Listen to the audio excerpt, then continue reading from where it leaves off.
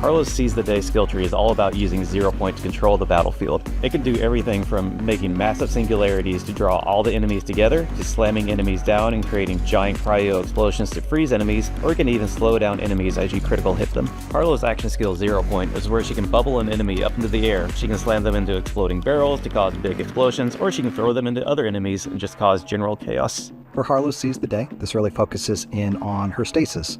Augments that you can expect to find in here will allow you to do things like ricochet shots off to other enemies that aren't in stasis. You can store damage, and whenever it's ready, it'll pop off a cryo explosion, things like that. You can also have it use healing bursts, which is great both for your own survivability or when you're playing with friends, keeping them up. One thing that I particularly think is really cool about it is when you kill an enemy, it will continue to bounce around to other enemies in the area.